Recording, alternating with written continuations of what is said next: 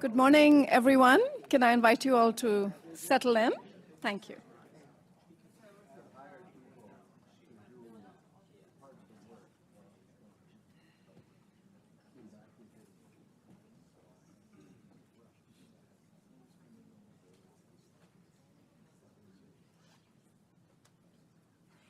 This call is being recorded.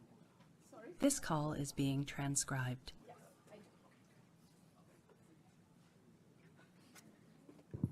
Good morning, everyone. Good afternoon. Oh, yes, thank you. We do like that. Should we try that again? Good morning, everyone. Good morning. Yay, wonderful.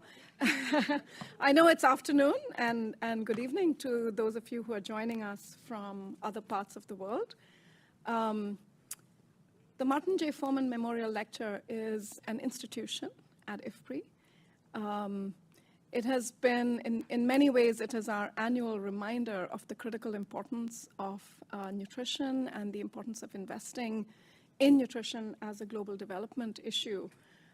It gives us the opportunity to celebrate the legacy of Martin J. Forman himself, and we'll hear a little more about him and his continuing legacy a little bit later in the morning today. It's also a great opportunity for us to celebrate the lives of those who've dedicated themselves to shaping the field, to making this world a better place for people who deserve the right to nutrition every day.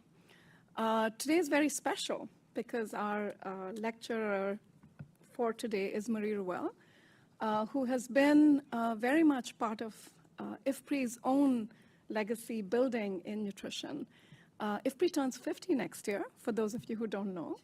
And Marie has been with us for many years in that journey. So, today's talk will be about her 3-decade journey of research and partnerships for impact. We have a pretty full agenda this morning, and so I'm not going to take too much time in my own opening remarks, except to say that at a personal level, for me as well, this is an absolute honor because I have been, I think, almost part of all 30 of those years of your journey at IFPRI, Marie, have been with you. So for me, it is a very special moment as well. And I'll say a little bit more about Marie and her legacy when I introduce her more formally. But I do want to take a moment to welcome all of you who are here in person. The room is filling up. I hope you enjoyed the coffee and healthy snacks. I promise our lunch will be healthy and sustainable as well. In our agenda today, we'll hear from IFPRI's Director General. We're very pleased, as always, to welcome members of the Forman family, Kenan and Sidra, especially welcome the two of you and Sidra's husband, John.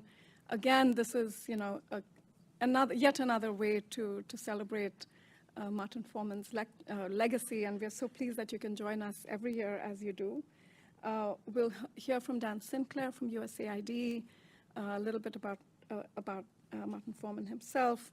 We'll hear the lecture. Marie will speak for about 35 minutes. And then we have reflections and tributes from a few panelists who will speak about the many different connections and partnerships that are crucial to really to build that bridge between research and impact. So we have a full agenda. We will have time for some questions and answers. So again, I want to thank you all for joining us today, both in person here and online.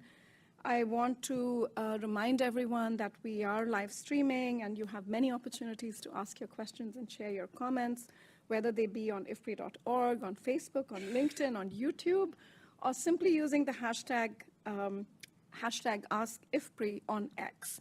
I don't think we'll be trending, but do it anyway, and maybe we'll be trending a little bit later today. Without further ado, let me ask Michael to bring up Yo's video. Unfortunately, Yo is at an OECD meeting, Yo Swinton, our Director General, and not able to join us in person, but we have a video that he's recorded for Marie in advance and to welcome you all. So let's pull that up. Welcome to the 34th Annual Martin J. Forman Memorial Lecture. Thank you all for being here, both in person and online. IFPRI has been proud to host the Forman Lecture series since 2002, more than 20 years now. The lecture is generously supported by USAID, where Dr. Martin Forman spent a significant part of his career. He headed the Office of Nutrition at USAID for more than 2 decades. He also made critical strides in increasing policymakers' engagement with nutrition issues. He was a key figure in setting up the United Nations Subcommittee on Nutrition and led many micronutrient initiatives, and in particular was successful in bringing in a number of sectors that are integral to good nutrition, such as agriculture, health, and education. I would like to thank very much the Forman family for their continued support and celebration of the legacy of Dr. Forman. They are represented here today by Martin's son, Keenan. This year's lecture is about the role of research in shaping the global nutrition policy agenda, and this within the areas of maternal and child nutrition and nutrition-sensitive programs. The topic could not be more timely. As you know, progress has slowed down in reducing hunger and malnutrition, and at the same time overweight and obesity has increased rapidly worldwide. There is no one better placed to discuss these issues than the speaker of today, Dr. Marie Ruel. Marie's contributions to the field have been immense. She was instrumental in helping to achieve consensus on targeting nutrition interventions on the 1,000-day window of opportunity. In 2009, the US government drew upon the evidence that she and her team published in The Lancet to change its policy to target food-assisted maternal and child health and nutrition programs to pregnant mothers and to children under 2 years of age. In addition, Marie developed and validated indicators to measure child feeding, caregiving practices, and food security. In this way, she led the first systematic effort to develop simple indicators of complementary feeding practices that could be used by large surveys and programs. This work was hugely influential. It paved the way for the development of the WHO's set of indicators for measuring infant and young child feeding practices.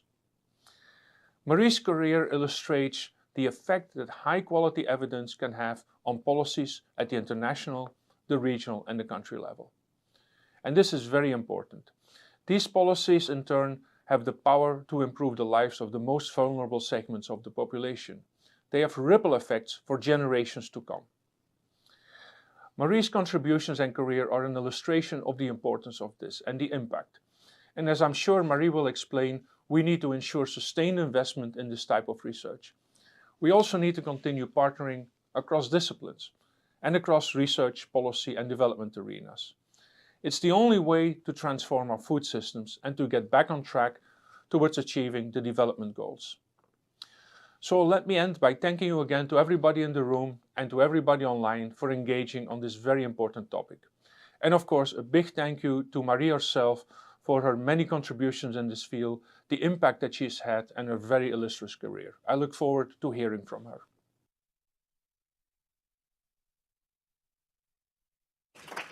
Thank you, Jo, for those welcoming remarks. Kenan, let me now invite you on behalf of the Forman family to say a few words.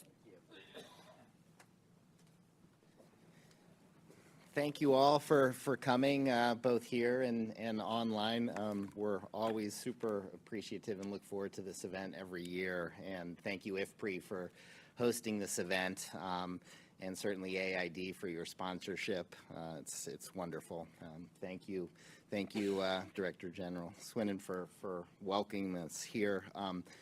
Every year there's a selection committee and everyone is involved in selecting a speaker, and this year it was super easy. Marie has always led this charge, and we were grateful that she agreed to do it. She's been a part of many panels, but I just want to briefly thank everyone. Kelly Stewart, also from AID, who's not here.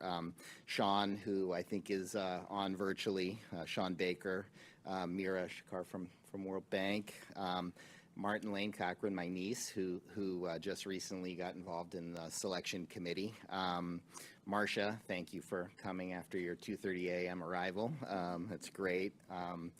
Of course, Alan, it's amazing. You single-handedly have helped keep us going in this lecture series for so many years, and we're eternally grateful.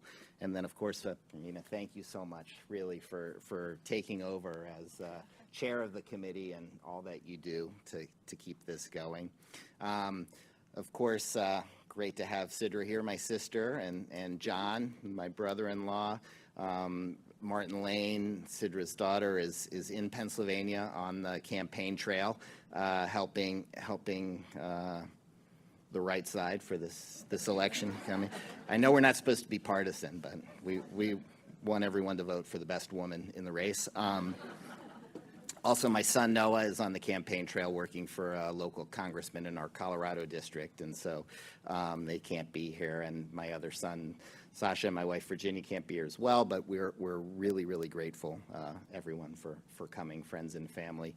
And Marie, look forward to hearing what you have to say. Thank you so much. Thank you so much, Kenan, and thank you for acknowledging and welcoming members of the selection committee as well. Let me now welcome Dan Sinclair. Dan is the director for the Center for Nutrition in the Bureau for Resilience and Environment and Food Security at USAID, and he's going to offer a few remarks on behalf of USAID.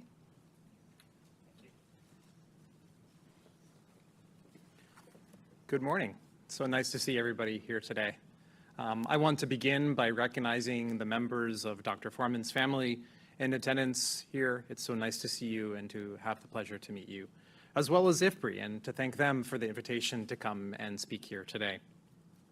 Dr. Forman's reputation is certainly well known at USAID, and as I was preparing for today's talk, I took some time to learn even more about his work. Since I have never had the pleasure of meeting Dr. Forman personally, I felt as though I really wanted to get to know him. As a Foreign Service officer and the son of a history teacher, I have learned since day one that context is really key. The more I read, the more I came away super impressed. There can be no doubt that Dr. Forman was ahead of his time in arguing for evidence-informed interventions like support for exclusive breastfeeding, food fortification, and micronutrients. If Dr. Forman were alive today, I would want him to know that his legacy of applying the latest evidence-based interventions lives on at USAID in several very meaningful ways. First, we are doubling down on our support for research-driven nutrition programming as we refresh the agency's multi-sectoral nutrition strategy. In doing so, we are very intentionally setting up consultations with a wide range of stakeholders and institutions representing diverse groups such as research and academia, indigenous peoples, local organizations in the countries where we work, and global nutrition institutions. This is so that we can not only ensure that we hear from as many voices as possible in this important endeavor, but also to give us assurance that we are utilizing the very latest science to inform our programmatic decisions. Just as Dr. Forman saw the important connections between agriculture and nutrition, this paradigm has become part of our very DNA at the agency. Another way in which Dr. Forman's legacy lives on is via our wholehearted embrace of partnership in the bid to end malnutrition in all of its forms. I'd like to think that Dr. Forman would be our biggest supporter if he knew that together with the governments of Japan and France, the U.S. government, represented by USAID, along with several other agencies, is partnering to organize the very next Nutrition for Growth Summit in 2025 in Paris, France. I think Dr. Forman would be elated to hear that in 2021, the U.S. government announced its intention to invest $11 billion in resources over 3 years. I imagine he would be even more ecstatic, though, to know that we had exceeded that amount by more than $1 billion in funding going towards the fight to end global malnutrition. A final way in which Dr. Forman's legacy is still very much alive at USAID is through the Martin J. Forman Nutrition Fellowship. Created for USAID mission-based Foreign Service national staff and nutrition specialists to provide opportunities for professional growth, this fellowship recently hosted the latest cohort, which included 3 fellows from USAID missions in Mozambique, Haiti, and Kenya.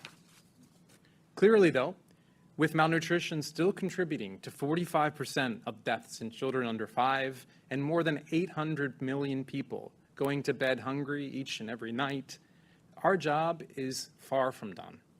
But I can assure you that the cause to which Dr. Forman dedicated his life, that of ending malnutrition in all of its forms, remains our North Star and will do so for years to come. Thank you.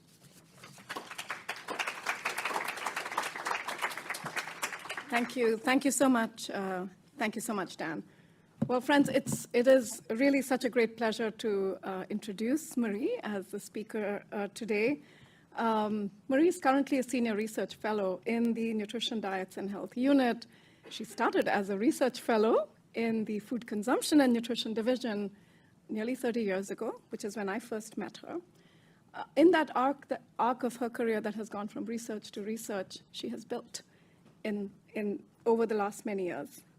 That building has involved being director of what became the Poverty, Health, and Nutrition Division at IFPRI for nearly 20 years. In those 20 years, Marie built a large interdisciplinary team of people who've tackled the challenges of malnutrition from every angle possible, and we'll hear a little bit about that in her lecture. She has remained at IFPRI as a researcher and continues to inspire, to mentor, and to help us become the best researchers possible in nutrition. What you don't see in Marie's, well, let me say a couple more things on her bio, sorry. She has a PhD from Cornell in international nutrition. She received the American Society for Nutrition's Lifetime Award in 2019. If you missed, many of you were in the room. Today's lecture is very different from that one, but that was a very inspiring and moving lecture to those of us who were able to listen to it. For me, what your work, Marie, represents is, really the kind of facets of leadership, and I had to write that down again for myself, that I find to be truly inspirational in terms of what it means to build and to leave legacies that are not just about the work one does, but about the teams one builds, the people one inspires, the institutions one aims and successfully changes in the course of that journey. So to me, leadership is to build, is to inspire, is to support, is to connect ideas and people, to fight for your team when needed, to make us laugh when needed. What you have done for nutrition, not just for IFPRI, but for the world around us, has been truly remarkable.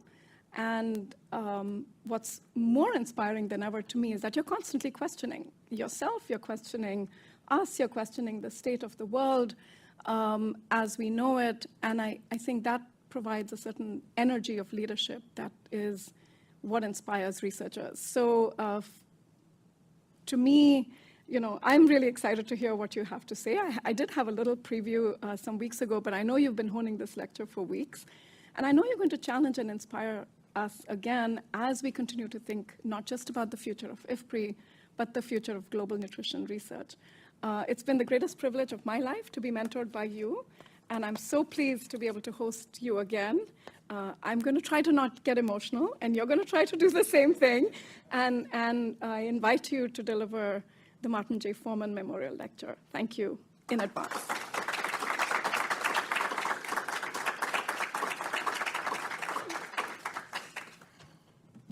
That will give me a little time to recover.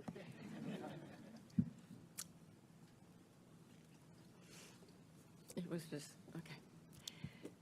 Hello, everyone.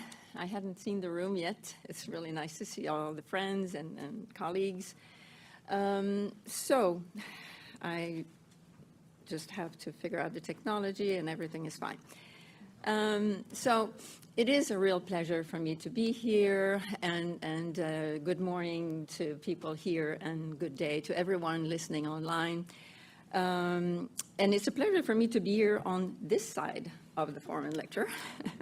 I'm really humbled and very honored to have been invited to give the lecture this year. I was not sure that I was up for this, but I think it's such a wonderful opportunity, and thank you to the committee for offering me this lecture. So I have also to admit that I have not met Dr. Forman, and really this is a sad thing in my life, especially since we've been talking about him so much over the years. And I can't blame it on being too young. I just haven't had the pleasure to meet him. But I've met his wonderful family over the years and seen the children grow, and I've listened to all the inspiring lectures that recall on how Dr. Forman did indeed influence their work and their personal career. So, and what I will be talking about today is a review of my take on the role of research in shaping the global nutrition the global nutrition agenda. So I will look at how research can inform, shape, influence, and try to summarize my views on that, and how we can influence policy and practice through research, but also how policy can affect research and how research can affect policy, and really help asking the right questions when it comes to research. So I will start with talking about how can research help shape nutrition programs and policy. Did we have impacts, and what challenges did we have, and where are we now, and what are the new challenges? So I will start with the first question, and for that I have 3 case studies to report briefly. And to my great surprise, Yo actually talked about the first one, but I'll give a little more detail, maybe more than you would like. So this is the study from Haiti about food targeting for nutrition impacts, and I worked with Purnima Menon on this. And in early 2000, USAID was spending about $100 million on development food aid, and Haiti was a big recipient of food assistance. And the Haiti mission started to ask very good questions like, does all of this food assistance actually have an impact on children? And even more importantly, should we continue to deliver and target children once they become malnourished, or should we try to prevent malnutrition with this food aid? And so the idea of our research was to look specifically at that question. And so they used to treat malnourished children that were between 6 and 59 months of age, and the prevention was to just provide the food to the children, the food and the program, to households that had a child that was 6 to 23 months old at a time when they really are very vulnerable and likely to fall into nutrition if nothing is done. We had great partners, USAID, of course, and Fanta. And World Vision Haiti was an incredible partner for the implementation part, and Cornell University. So the study was a randomized controlled trial. You'll hear a lot about that today. And so this is the rigor in evaluation. We had a 3-year follow-up between the baseline and the end line, and we compared the 2 groups, the group that received the recuperative model, the traditional one, and the group that received the preventive model. And you can see that we found the blue bar is the preventive model, and we found that at end line, the prevalence of undernutrition was significantly lower in the group that received the preventive model. And the reason why I chose this study is, first of all, because this was the first study that showed the impact, that showed that prevention is actually more effective than treatment. It was way back then. We didn't have that kind of information. And it was also the first study that tested targeting the first 1,000 days, and it actually worked. And even the 1,000 days was not yet quite in the language, but it was coming. The study came out at the same time as, well, it came out in the set of studies published with the Lancet series, the first Lancet series on maternal and child nutrition in 2008. And the series was really emphasizing the importance of the early days, but it wasn't calling it 1,000 days. It just took a couple more years for it to become the 1,000 days, and now I'm sure everybody knows about the 1,000 days.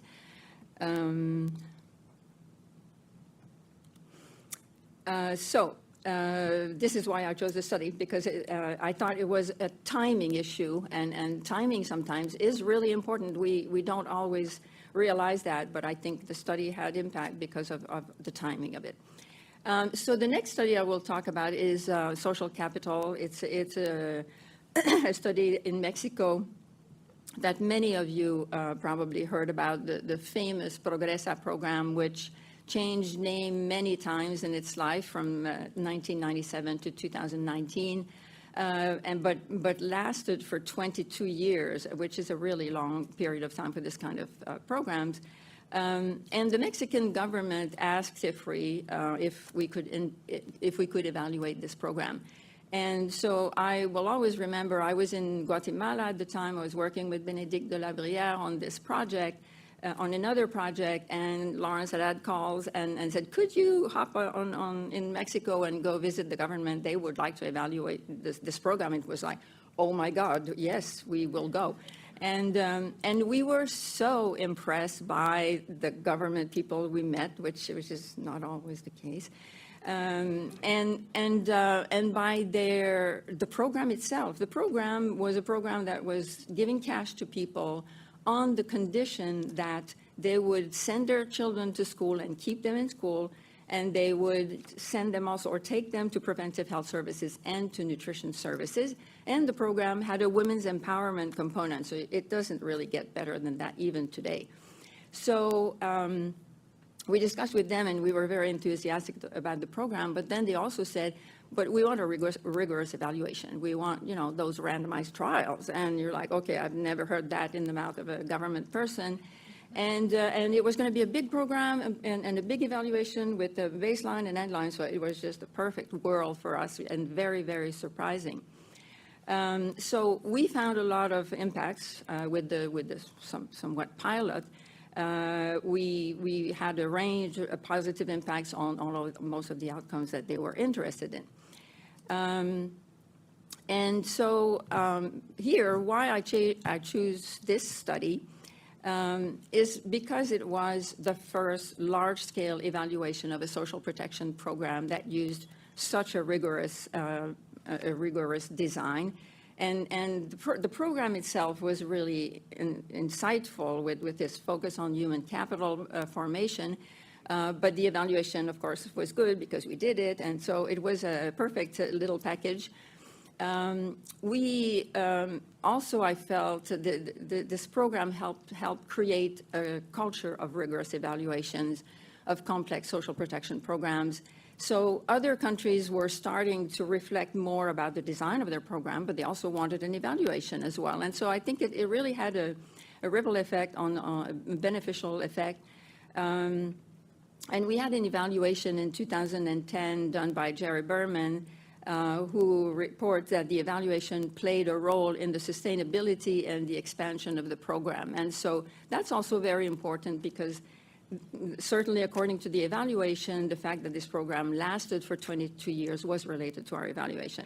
I'd like to mention also that Santiago Levy, who was part of the team there, actually a very important part of the team, he was Undersecretary of the Ministry of Finance when this program was designed, gave a wonderful Forman Lecture in 2009, and I really highly recommend it.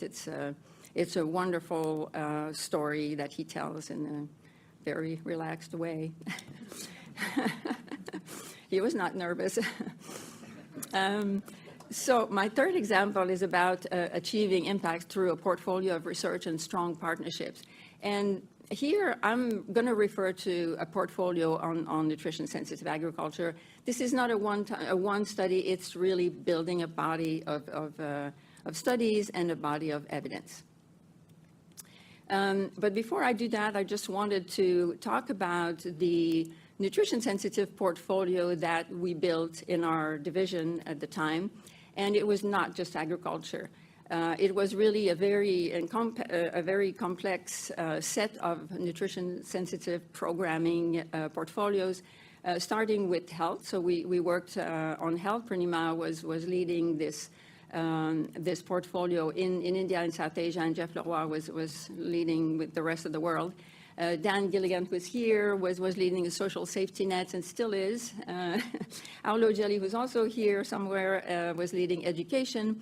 And in agriculture, Diana and I were leading. And what I wanted to emphasize, and there was also, the nutrition sensitive policy group, which was led by Stuart Gillespie.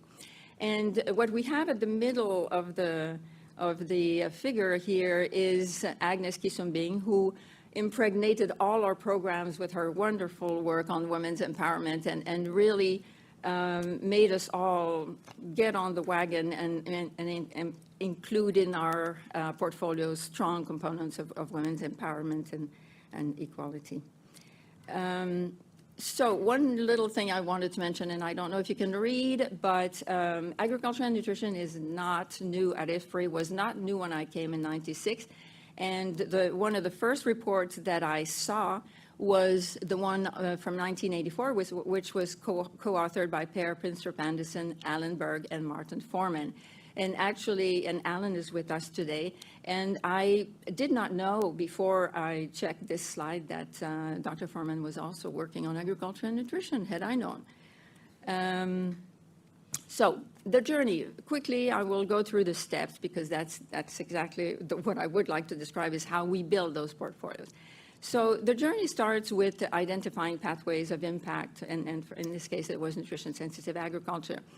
And that part of the journey is very important so that all partners kind of agree on what exactly we're trying to do with these complicated agriculture programs. And I'm taking this example here because it's an example of a pathway that we tried to adapt to who we were talking to. So Melinda Gates became interested in agriculture for nutrition, but through the pathway of women's empowerment. So we created this particular pathway to have a learning session with her, and Shelley Sundberg and Laura Burks had invited me to participate in that. And other groups would want other pathways, and so we also tried to work with them on clarifying these pathways and illustrating them so that everybody is on the same page.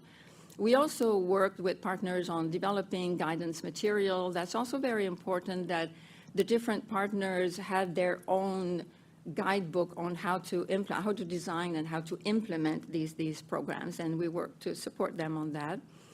And then we had partnerships. This is engagement in research and partnership. This is really the most important packet of things in order to build that portfolio. So that's what I want to emphasize a little bit, but we start, of course, with the diverse research portfolio where we study over and over, but in different contexts, and we use different designs and different interventions and outcomes. We use rigorous impact evaluation. I don't even need to mention that, but we not only look at impacts, but we look at impact pathways, and that turned out to be extremely important also in terms of understanding what are the things that prevent these programs from having impact, and what can we do to improve those pathways. And we tested and standardized and shared tools and methods. So that's the usual way we do these things. We also engaged and nurtured a series of, decades and more in partnerships. And I certainly want to mention that, one of the partnership I've been involved heavily in was with Ellen Keller International, and Sean will talk to partnerships as well later on, but this was a strong partnership that really did very, very good work, and I want to thank as well Victoria Quinn, who was instrumental in the success of that partnership. There was a lot of respect and support of each other's work and role in doing this work. At WFP, we also had a relatively long-term engagement with them where we worked at helping them reshape their programs to make them more nutrition sensitive. That was something they were very keen on, and they asked for our support, and Diana only worked on this with Aulo as well, Aulo Jelly.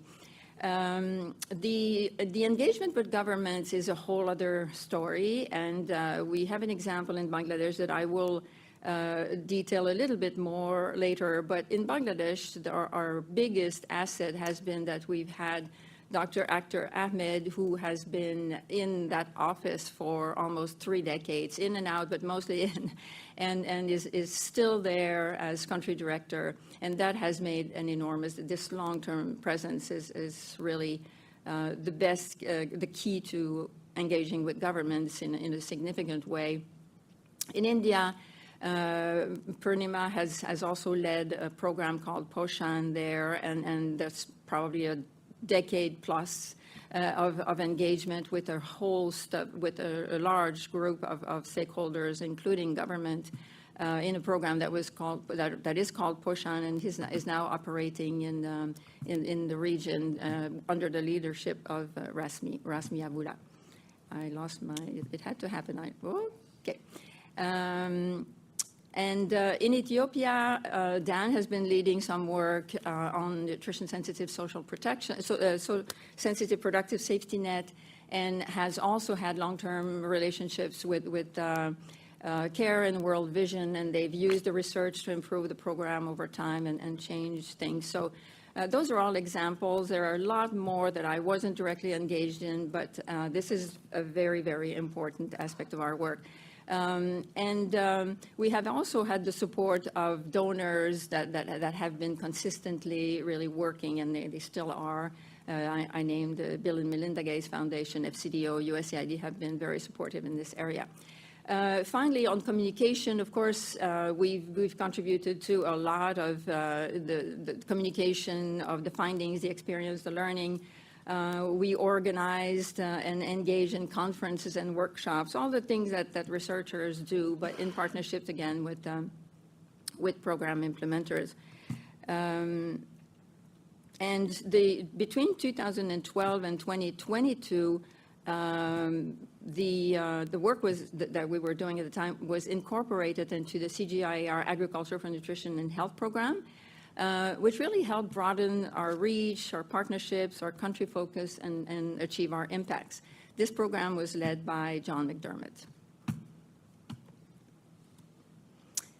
Now, to reflect on our experience, this is the last step in this really important journey. And I just wanted to spend a second on that or two. We basically, of course, reviewed the evidence. Once you've done a lot of work on the topic, we've reviewed the evidence and we reflected and we changed our mind. And that got some people very surprised or a little upset with us. But, you know, this is the iterative process of doing the research, looking at what you found and really having to move on to maybe something that contradicts what you said before. We were very humble about it. I think we just did it and explained that the evidence was there, not just from our research, from the body of research. That evidence was telling us, you know, change the way you target these programs and the outcomes you look at, and we did that. And I wanted to also highlight a document that I found recently, which is from CRS. And this document is a new document that really has adopted all of the recommendations that have been made recently on how to shift the agriculture and nutrition programs. And I was very impressed because they have really adopted these recommendations, and they don't call their program nutrition sensitive agriculture. They've moved to leveraging agriculture for better nutrition and diet. That's a very important distinction as well. So moving on, did we have impacts? And yes, I keep losing my mouse, sorry. Did we have impacts, and what are the challenges that we faced? And this is a very difficult question to answer, and I will do my best because it's always very difficult to attribute impact from research on action, on development or policy, but we tried. And I'm showing this picture because this is really a picture that highlights our strong engagement in Bangladesh and how it has facilitated our direct communication with high-level members of the government in the country. Here you see 3 members of our team who are with Dr. Chowdhury, who was at the time in 2021 the Speaker of the House for the Bangladesh government. And the meeting was to offer her and discuss with her the new book that Dr. Ahmed had published. Our country coordinator I talked about. And my reaction when I saw this picture was to say, well, I'm sure the team invited itself to go visit the minister, But she said yes. It's good, and we may try to push our work to the policymakers, but they don't necessarily invite us at the end and have a session with us. And to me, that was really a reflection of the genuine respect for and the interest in IFPRI's work from the government of Bangladesh. So on the did we have impacts, my first point is that I think we had impact. And when I talk about we, there's no we, just us here. It's really the larger community. Collectively, we had impact on supporting and shaping the evolution of the global nutrition agenda, for sure, collectively. And we have managed to take nutrition-sensitive programming from theory to practice. We've influenced and changed the way development programs are designed and implemented. This is a major shift from many, many years ago, how the programs are now really multi-sectoral and have nutrition-sensitive approaches. And I think we, again, collectively changed the narrative on nutrition-sensitive programming.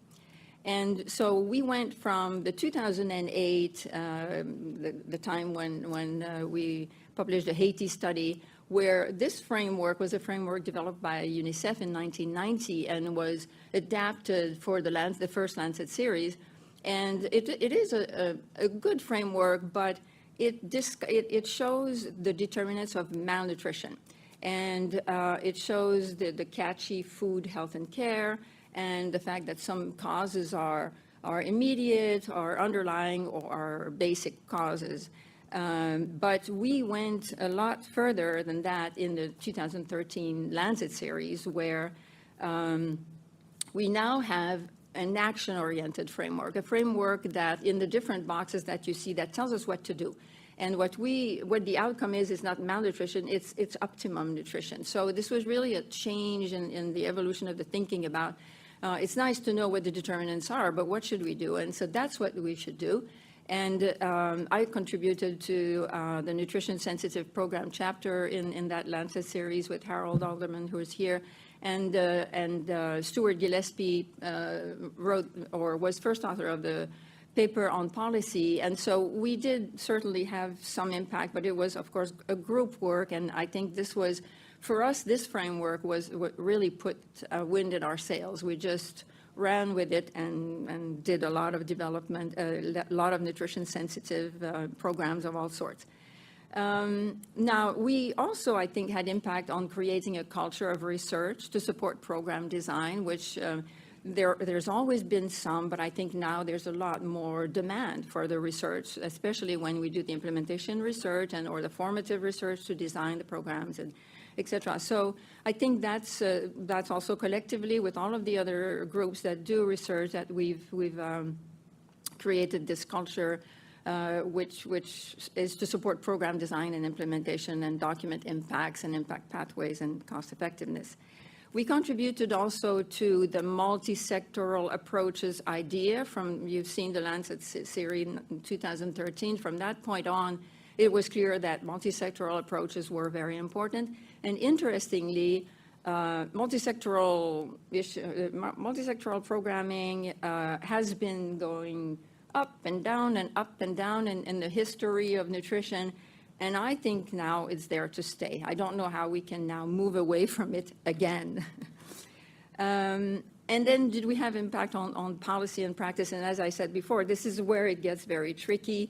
Impacts on policy are a lot more difficult to measure and to document and to assign attribution and all of that.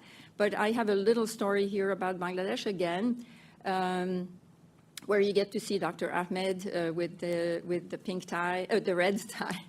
And this is in 2012, the inauguration of the Agricultural Policy Support Unit, which was funded by USAID. This was, you see on the left side, the Richard Green, who was the mission director there.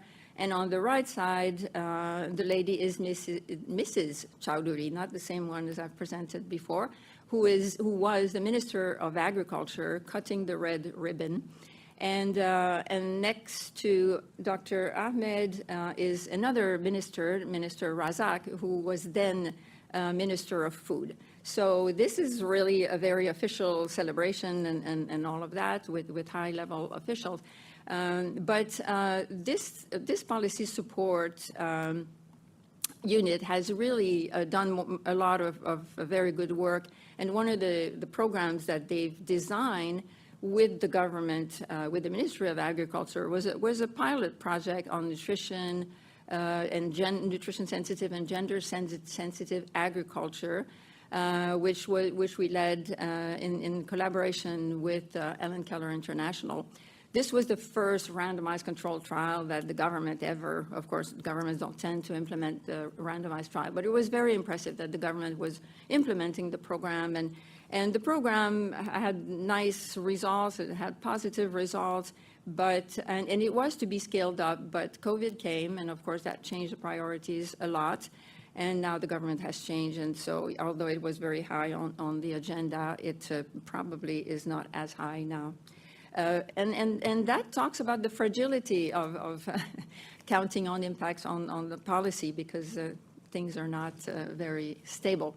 Okay, where are we now? So that's the last part. When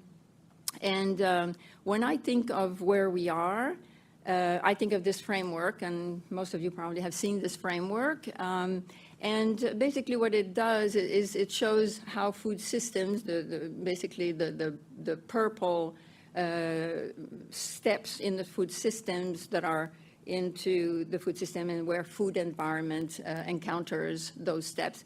And at the top, it shows the other broad systems that also influence food systems, and at the bottom, the policy and governance in orange that affects everything. And one of the things about this framework is that it now brings us to having diet as a main outcome of these processes. So we've talked about nutrition a lot and the nutrition outcomes, but now we have diets right there. And that's a good change for us. And we also have the indication of how diet relates to nutritional status. And you can see that diets affect nutritional status, but they're not sufficient. We also need the contribution of the other sectors. Here in green, the ones I've talked about before are needed to improve nutrition. So where are we? Again, I'm not going to give any details of the crises, the many crises that we are facing, and the many challenges that like we've never had before. The world is very different now. We also have multiple forms of malnutrition, as you all know, and this is not only in some select countries in transition. Multiple forms of malnutrition are everywhere, including in the US, of course. We have a problem of poor quality diets, of course, that affects the multiple forms of malnutrition. Massive problem of poor quality diets. The unaffordability of healthy diets has been revealed a few years ago with some research, and they continue to track this information, and it's about 3 billion people cannot afford a healthy diet. So this is really out of control. The food industry is also kind of taking advantage of this situation and releasing more and more cheap foods that are mostly unhealthy. So, you know, we do need to focus on all forms of malnutrition. We do need to also scale up what works. We have some things some types of interventions that we know work that are implemented, but really not at scale, and that includes breastfeeding. Breastfeeding is a double duty action in the sense that it prevents all forms of malnutrition. Multiple micronutrient supplements in pregnancy also should be part of the interventions of known efficacy that should be scaled up. Large-scale fortification is so slow in low and middle-income countries. It's very hard to see that we are contributing with these kinds of interventions, and we should. Of course, we need to educate and support consumers, and this is probably the hardest thing to do. Nobody knows how to do effective nutrition education, or whatever you call it, behavior change communication. We're not good at it, and we're not good at changing behaviors. We need to reverse the tide also on the unhealthy food environment and restrict marketing of unhealthy food. So that's a big agenda, but this is just a snapshot. It's my final slide in case you're really bored. My concerns, that's going to be lively. So yes, in the Forman Lecture, we're always encouraged to have unconventional views, so I take the opportunity to do that. And I was not unconventional until now. So when I think of the food system world we're in, or where we are in now, I just see a lot of talks, a lot of meetings, a lot of reports, a lot of position papers, all very good reviews. I'm amazed by how well people write about those things, talking about engagement and partnerships and all that. This is important because we need to sort things out, but there's a lot of that, and it's hard to find where is the research in this literature, and I'm still looking, but I did want to be positive and highlight some research that's really useful. We at IFPRI have, of course, I'll say that, the best modelers.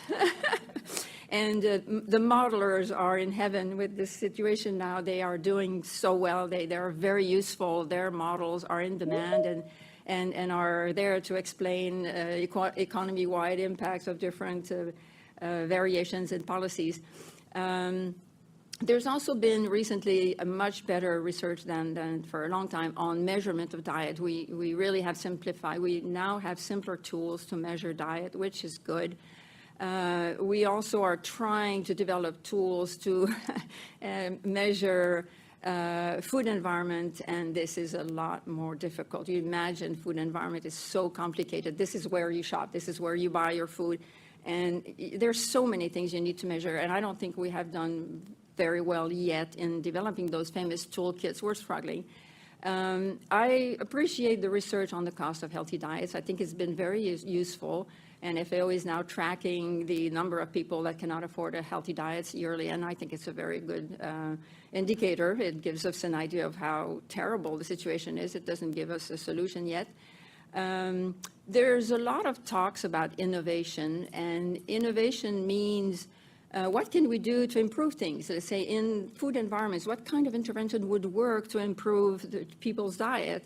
And what I've seen in this area, though, is that there's really limited evidence. There are small studies that are mostly small studies that are done in food environments or in trying to improve decisions about food choices and diets. But it's really challenging to do these studies because we don't have a gold standard method to evaluate like we do in the randomized controlled trials.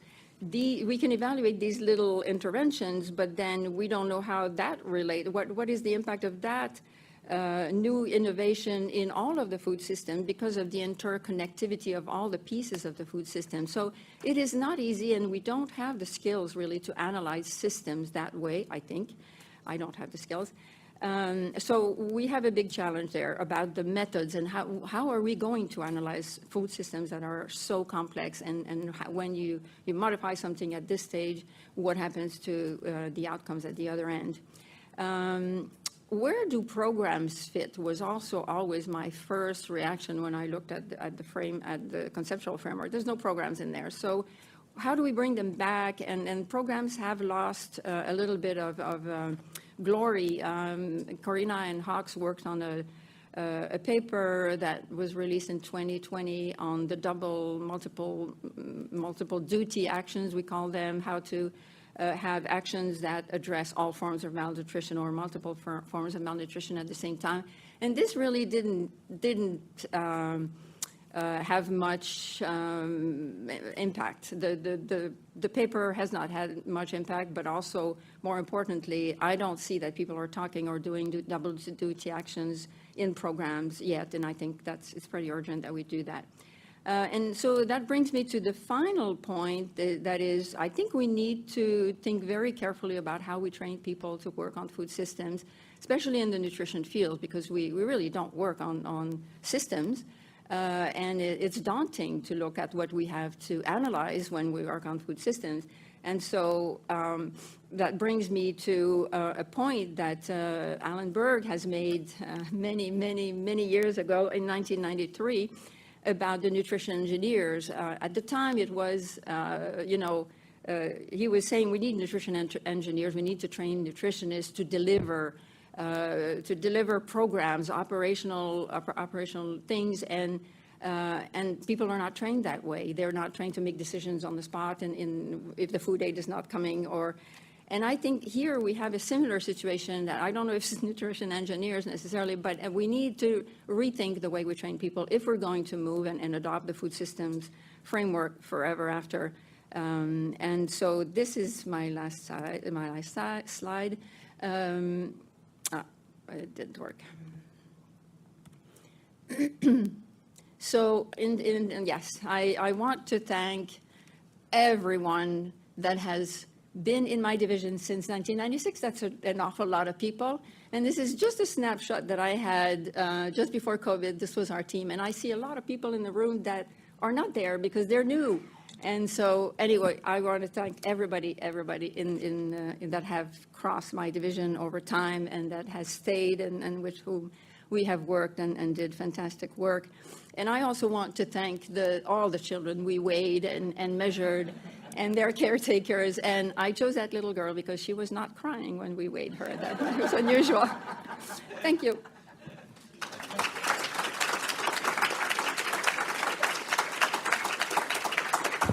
Thank you so much, Marie.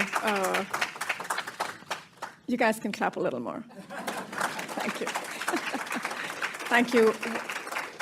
What an absolute, tour de force of, this journey of going from research to impact. I'm really struck by the fact that every single slide on there was many years of work.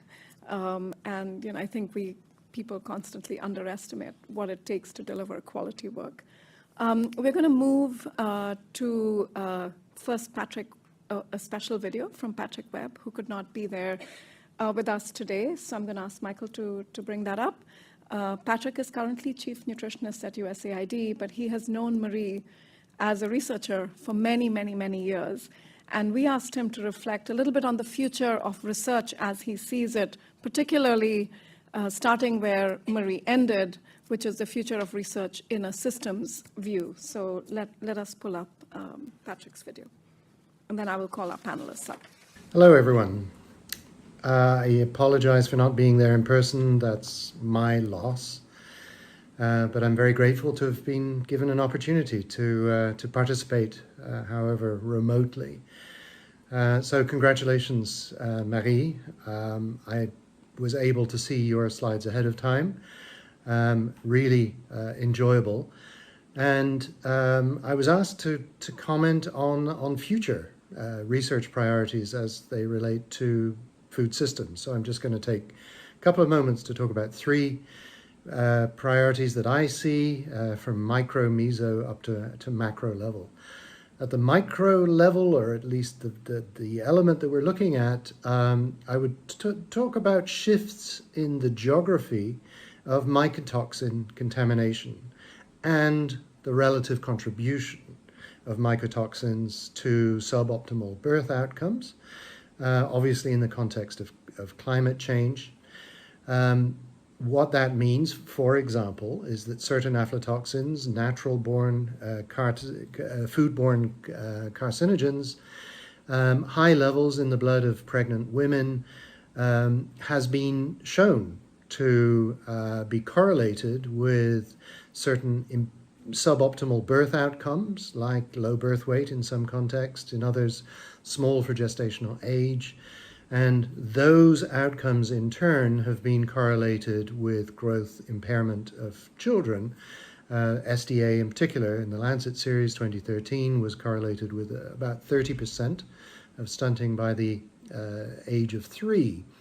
And in the context of climate change, we're seeing aflatoxin contamination, other mycotoxins, fumonazins and so on, moving north and south of the equator, but even in the tropics are moving into areas unfamiliar with and unprepared for emerging diseases that affect not only crops, but foods and their consumers.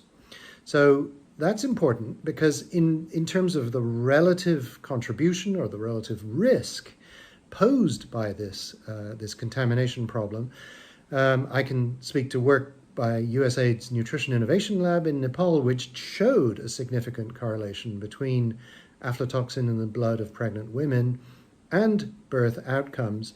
And therefore, as this moves, we need to be concerned about new women being exposed. But in terms of relative risk, in Nepal, low maternal stature and smoking were higher risks to impaired birth outcomes.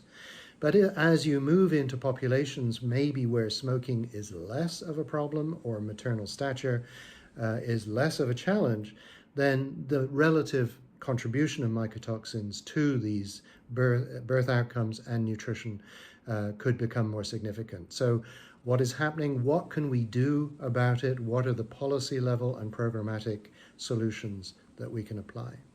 At a meso level, I would focus on something that is close to Marie's heart, trade-offs across bundles of policy instruments to enhance diets and nutrition. That may actually include the need for research on appropriate methods, something that Marie has been long involved with. It's hard to establish controls and counterfactual situations where you have complex multi-sector interventions aimed at improving diets and nutrition, but have been tailored to different contexts, even in the same country. So it's increasingly accepted that we need to look at socio-technical bundles, as often called, working together, generating synergies across a variety of things, technologies, policies, practices at the field level. These bundles can often achieve more for nutrition than one or the other, but which bundle? Now, Marie talked about bringing together actors from multiple sectors. It takes a lot of intentional effort to achieve that, but it has to be done. And often to achieve it, you need credible forms of mixed methods evidence on what works, net as a package by context. A very big ask, but one which we can't shy away from. And then finally, at the macro level, I think we need to account in much more detail to enhance the discussion on the contribution of diets to climate change, account for non-farm but food system-based contributions to greenhouse gas emissions. And of course, the cost effectiveness of different approaches to tackling emissions before the farm and post-farm gate. Fossil fuel use in food refrigeration and transportation, which is essential for protecting perishables, cutting methane from food loss and waste, emissions from the transformation of crops, the processing of crops into food products, and so on. I think we need to bring a lot more of our research thinking and firepower to being involved directly in understanding the challenges and bringing solutions to bear to the climate agenda. I'm hoping that Marie will stay involved in one way or another in all of these kinds of operationally and policy relevant research. The world needs her, needs everyone to continue to focus in this space. And these are the kinds of things that Marie has dedicated her career to in the time-honored path of Marty Forman. And so thank you, Marie, and with that, thank you all. Bye.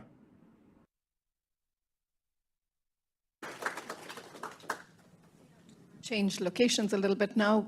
We have a sort of short panel now of people who will offer some reflections on some of the areas that Marie touched upon. So I'm going to invite and see if we cannot get our online panelists on and invite Omar Dari to join me here.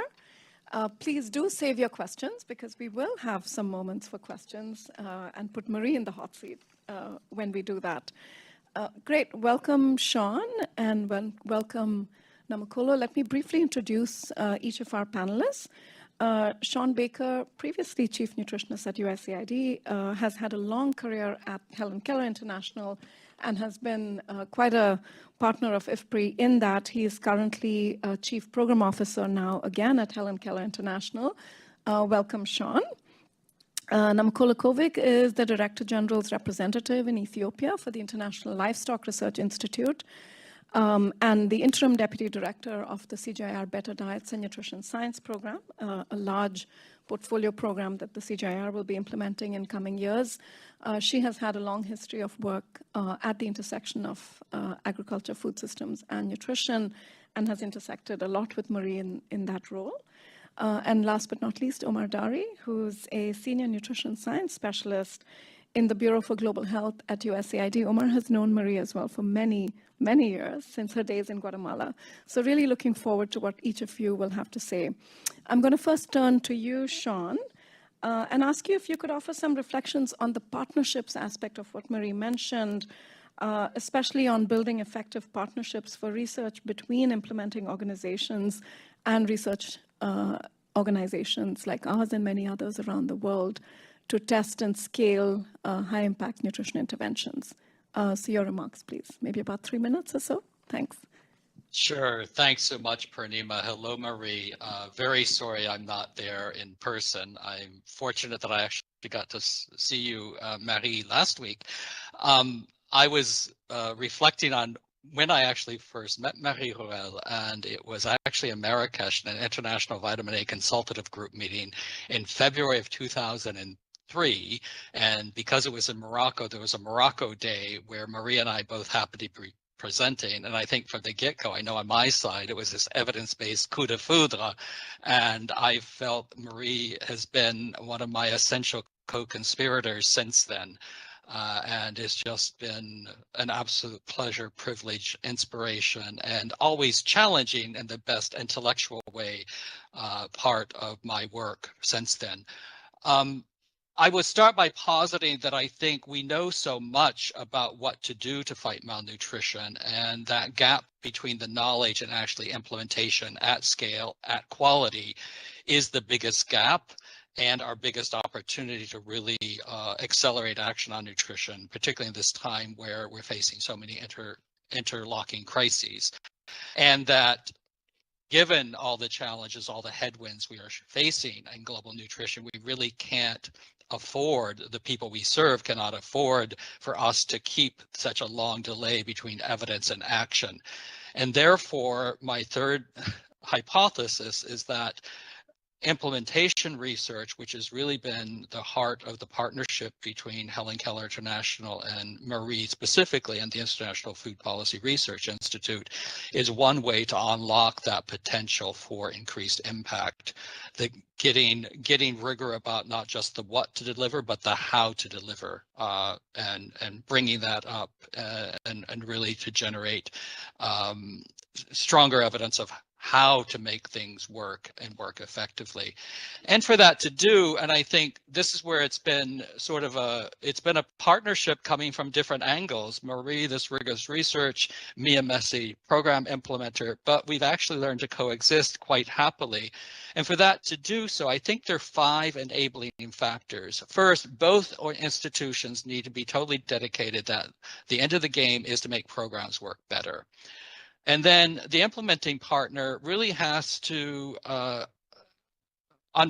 be really committed to using evidence, even evidence that's very unsettling, very unhappy, very uncomfortable to look at, and course correct to respond to that evidence. And then the research partner really needs to appreciate and value the demands and the messiness of program implementation. This is real life, and things don't always go as well as if you really have an RCT. And then fourth, that both recognize it's an iterative process that you have to course correct along the way. And that fifth, both are really understanding the value of creating national, regional, and global public goods, and that requires that you're engaging with the key stakeholders from the get-go to really make sure that any evidence being generated is really having a life beyond your own sphere of influence to influence a broader a broader community of practice, because scale is all about replication of best practices. I will call out one thing because I think otherwise Marie would kick me in the shins, even virtually, if I didn't say it. Having been on both the implementing partner side, the donor side, it does need to be funded to do this. And I do think that if we're going to get serious about on blocking the challenges to good delivery, we need to invest in making sure we're understanding what those bottlenecks are, how do we solve them, so we can move forward and impact. And my last point is not related to your question, Purnima, so much, but yes, I think it is sobering that Marie, who has been such a stalwart nutrition warrior for so long, is theoretically sort of retiring.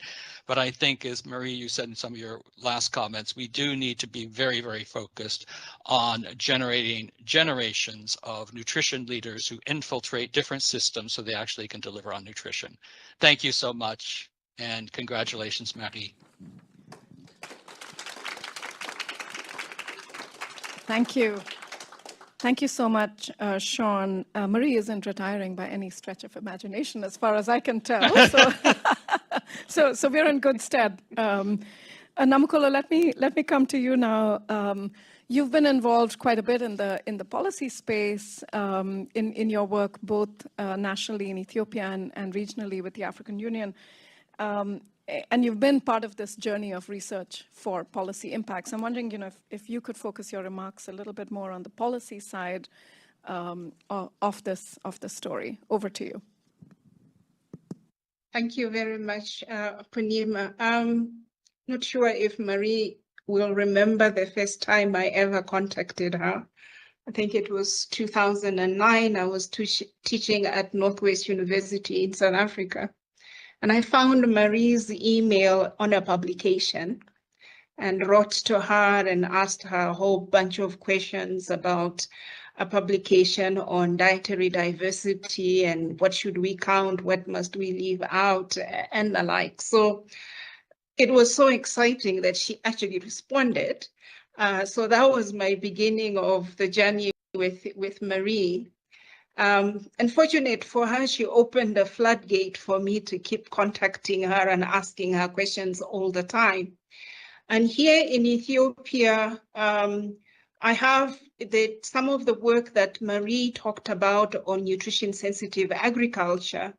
I found myself engaging with national and policy and program processes. And I thought, what a good time to actually go back to Marie and ask her for her presentations and publications again. And I essentially would reach out to Marie and ask her to extract information from her publication, specifically on Ethiopia, so that I could be able to present that presentation to Ethiopian authorities, but bring in an element of, within this broader perspective, here is what your evidence actually looked like. And those discussions were part of consultations to inform Ethiopia's nutrition-sensitive agriculture strategy. It set the scene for additional engagements with the government stakeholders, this time around issues around food-based dietary guidelines that was led then by the Food Systems for Healthier Diets flagship of the Agriculture for Nutrition and Health program. So you can see what I'm trying to show here is interconnectivity, and that when you engage with evidence with policymakers and programs, it has to be continued and consistent engagement. You have to establish those trust relations that you can tap into subsequently. Now, we did work on developing food-based dietary guidelines in Ethiopia, and these engagements of using evidence to engage with national partners, what it led to was food-based dietary guidelines that had two objectives. One, which you would expect, looking at dietary advice for people over 2 years old. But the other, which was unprecedented, was an objective of food-based dietary guidelines that says food systems actors must do their part. And that opened a new window of opportunity of engagement on the policy space that led to engaging to influence the development of the transformation pathway that was developed. Marie also talked about the UNICEF conceptual framework of malnutrition. One of my earliest engagement with the framework was in 2011 when I was asked to speak at an African Union event where they were looking at how does nutrition fit into the agriculture space. I actually used that framework to look at entry points for nutrition sensitive interventions.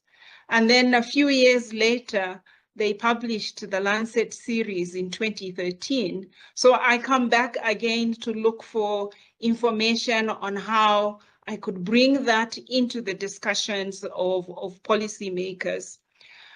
In those discussions, biofortification was indicated as one of the interventions, the nutrition sensitive interventions. We used that to engage with African Union processes, and long story short, we've ended up with a biofortification strategy for the African continent, a declaration in particular for the African continent, building not only on that framework, but also on the excellent work that the Harvest Plus program did at IFPRI as well.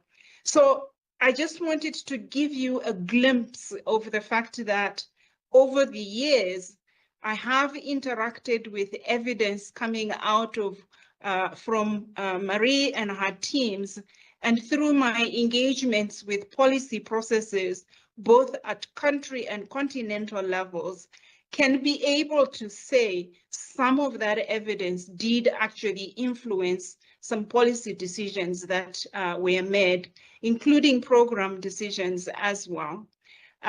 So Marie, thank you very much for your dedication, and this is not going to be the last time you hear from me. If you keep publishing, I'll keep coming to you to ask for more evidence. Thank you. Back to you, Punima. Thank you, Namokolo.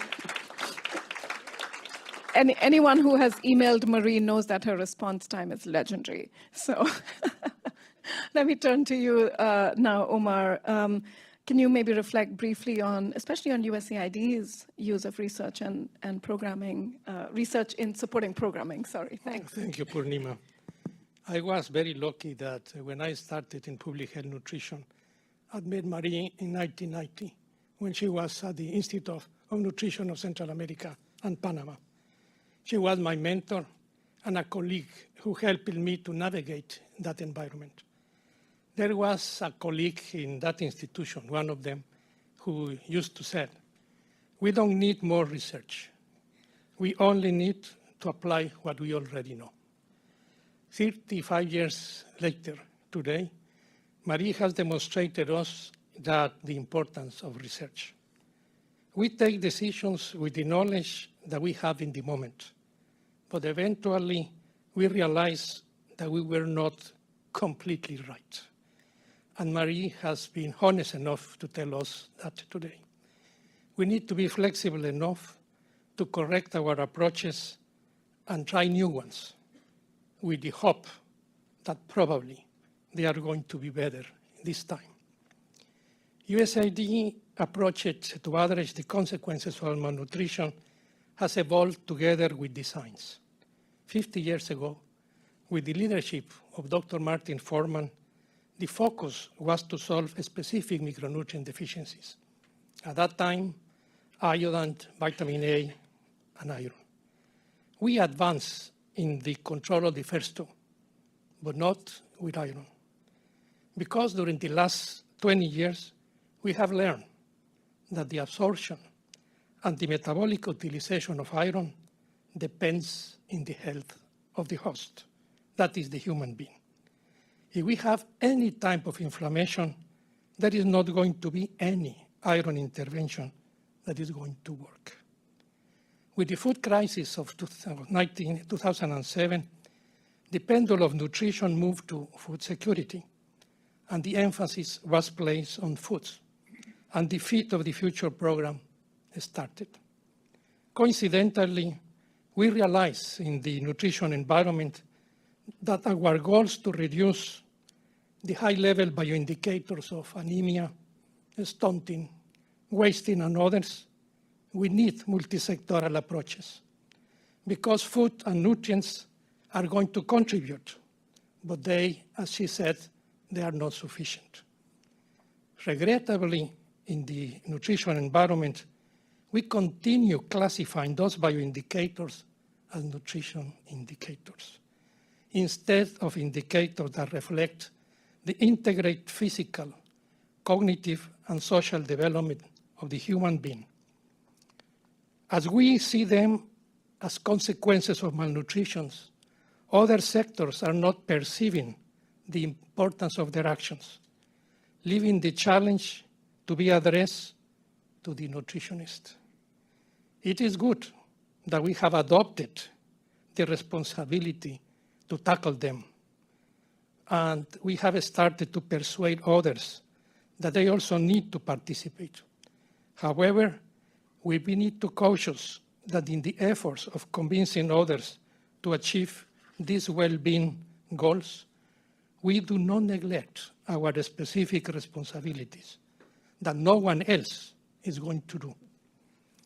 And for that, we need to assess and monitor and the response of intermediate indicators of those factors that help to reduce the prevalence of anemia, stunting, wasting, and others. And really, that is our responsibility as nutritionists. Last week, FAO and WHO launched the concept of healthy diets. And in my opinion, it looks very good. It includes food safety and the concepts of adequacy, balance, moderation, and diversity. Adequacy, because the diets should supply in the correct amounts, not too little, but not too much, of some essential fatty acids and amino acids, vitamins, and minerals. Balance, to keep the equilibrium of the supply of energy to respond to the energy expenditure of everyone. Moderation, because we eat not only to be nourished, but to have pleasure and to interact socially with others. But when we need to consume those products that provide us those feelings, we need to do that with moderation. And diversity, because we still don't know what good things we receive from foods, especially those coming from the plant kingdom.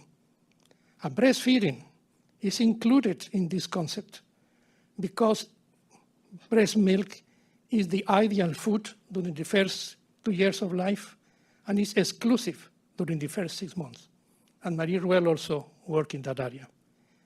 I am certain that my colleagues at USAID are going to take these concepts of healthy diets in the current discussion to update our multi-sectoral nutrition strategy.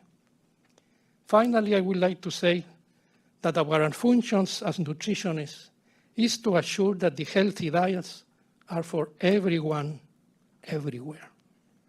However, this may not be realistic because ecological, economic, cultural, and metabolic constraints. This is why we still need to think to include some nutrition-specific interventions. However, those interventions must be designed to complement the healthy diets, but not to replace them, assuming that nothing else works.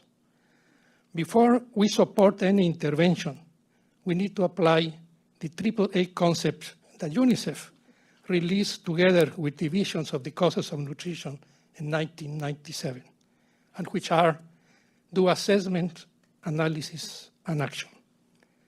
actions without assessment and analysis are going to bring us to non-intended consequences and waste the resources and time. The principles are universal, but the solutions are local.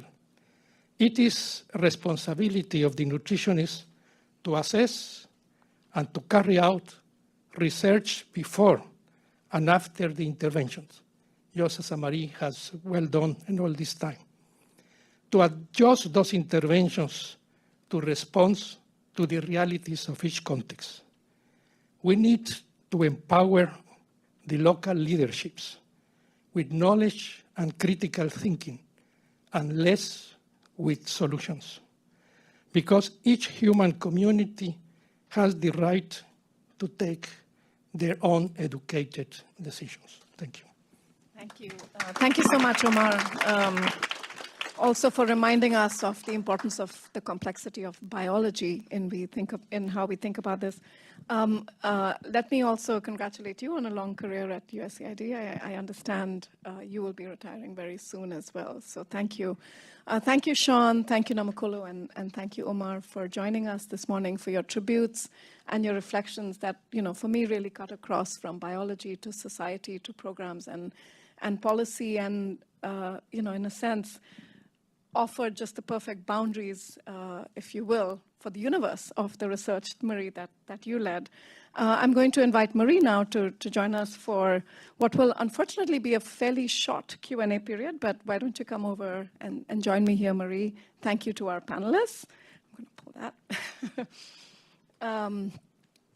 Let's take a couple of questions, perhaps in the room first. Please come up to the mics if you would like to ask Marie something. Sam, introduce yourself too, please. And let's maybe take a few questions and then you can offer. Oh.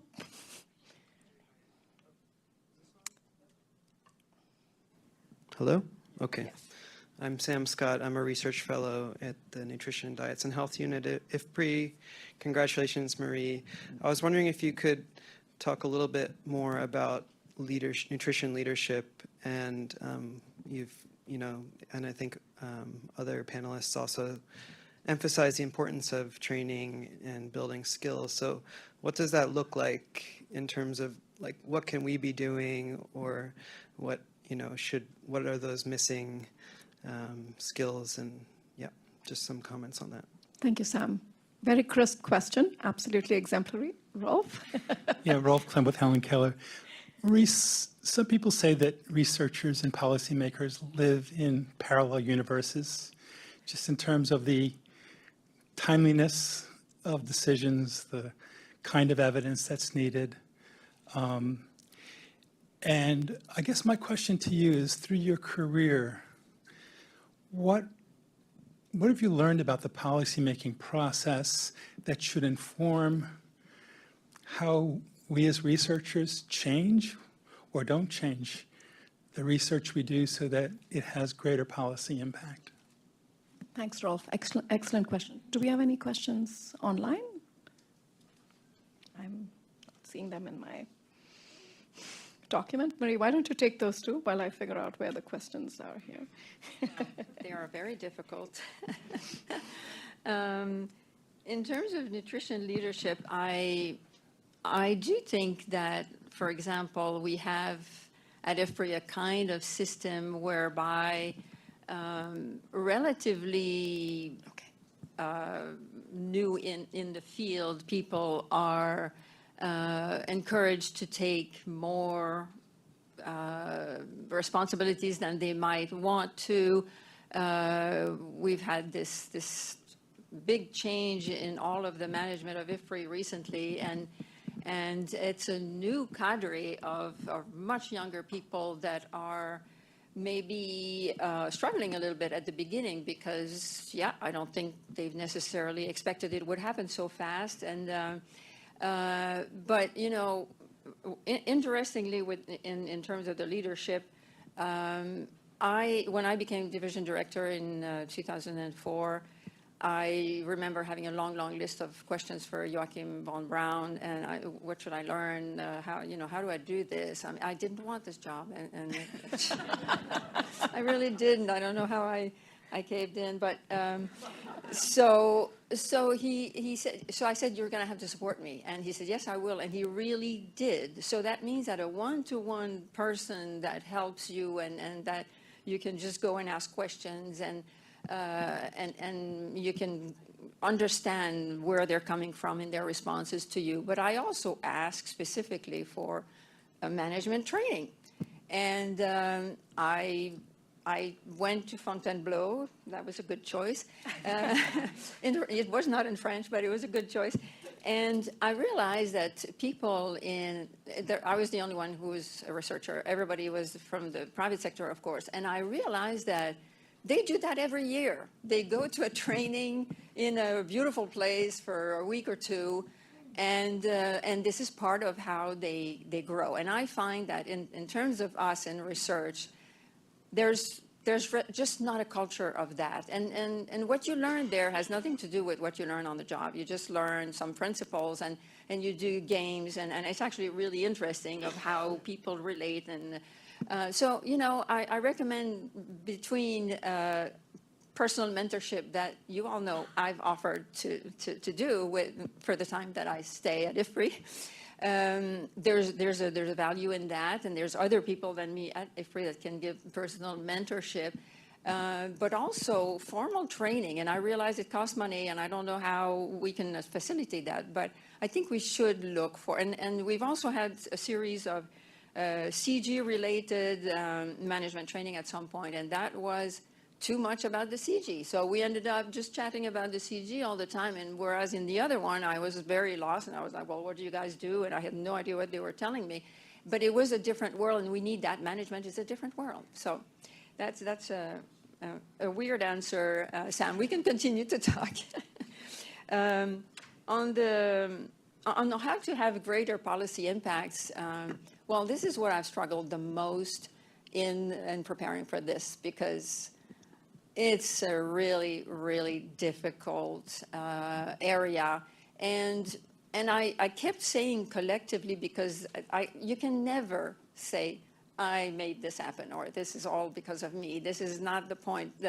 We need to have partners. We need to work with others on making those policy changes. And I think Namukolo was explaining nicely how her presence in the ground, and people are not going to come from Ethiopia to me to ask, what would you do about nutrition-sensitive agriculture? They go to her because she's there, and that's a lot what the IFPRI model is trying to do, to have people in different regions and in different countries, and their job it continues to be some research. A lot of research continues to be done, but they spend half of their time, and pretty much could talk to that. I mean, interacting and really being there and pushing. I think that was also a model in Poshan that you used pretty much to push the information. They haven't asked for it, but I'll push it, and I'll maybe get them interested.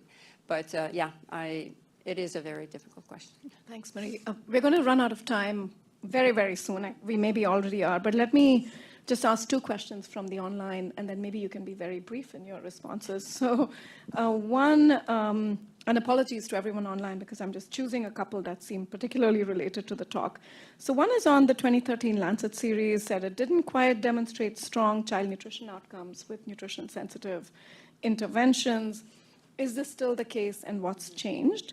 And then the second question is about something that you talked about looking forward, and that also, Simone's lecture last year was about how concerned are you about the industry's growing influence on the global nutrition agenda? So not just on people's diets, but on the agenda setting side of things as well. Is that something we should be worried about? So if you can be brief in your responses to those, and then I'll try to close it and take us to lunch. I think I can be brief on the second one, because I really don't know. But on the first one, I think the question relates to the kind of nutrition-sensitive programs and their impact on child nutrition outcomes, and that's a big issue because, yes, that's where we had to change our mind.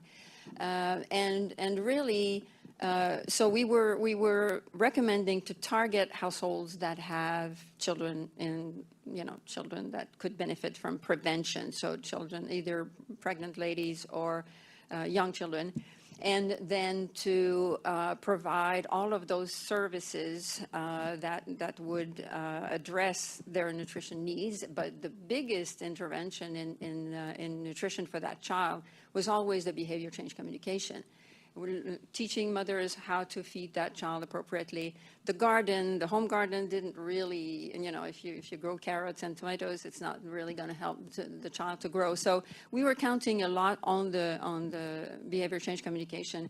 And that's something that I had to cut from my presentation. But the behavior change communication in all of the research we have done, and I see Leven right there looking at me because we faced so much problems with social behavior change. It is not well implemented. And it is due to the systems that often use community volunteers that have not been trained well, that are not rewarded. They don't wear a white gown. They don't look like a doctor or a nurse. They're just nobody, and they're not very good at teaching mothers how to change their practices. And so I think that if we can't fix that thing, and I really wanted to talk about it in my presentation, if we can fix the implementation of programs, we're going to have impact on children's nutritional status a lot more than we have now. But the other thing was that targeting households with young children was actually unfair to a large extent, because there's a lot of poor people that don't have children in that age group, and they would not get the program. So that's also the equity issue that made us not recommend to do that anymore, and that those programs are meant to improve diets, to improve the diets of every single member of the household. I mean, if you grow more food and if you get educated, you will have more food at home. And that may not translate immediately into the child having a better nutritional status, because the child needs a lot more. He or she needs to not be sick all the time, needs to be taken to health services, have his vaccine. So there's a lot of other things that those programs could not provide. Great. Thank you. Thank you so much, Marie. I think your response just really exemplifies the importance of us being utterly human-centered in how we think about programs and their impact. Well, I'm going to take this to a close now, folks. That timer is blinking hard at me. Thank you for a most, most inspiring and challenging talk, Marie. Every Martin J. Forman Memorial Lecture is truly memorable, and today's will go down in archives as a very memorable one. For me, you spoke about the power of evidence itself, but in partnership with many, and the importance of the building of those partnerships.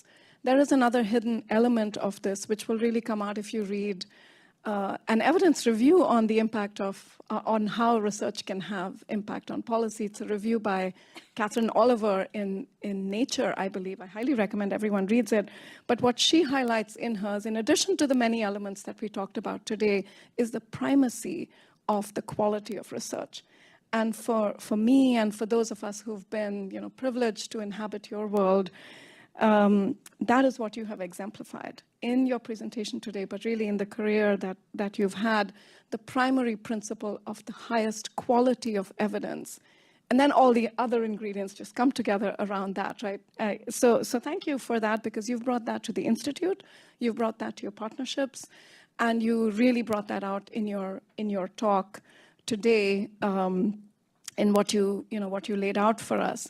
I want to close by offering thanks to a few people who brought this day together, to the selection committee itself, Alan, Marcia, Sean, Mira, Keenan, Martin, and of course Charlotte. And I have the privilege of chairing that selection committee, so that's been great.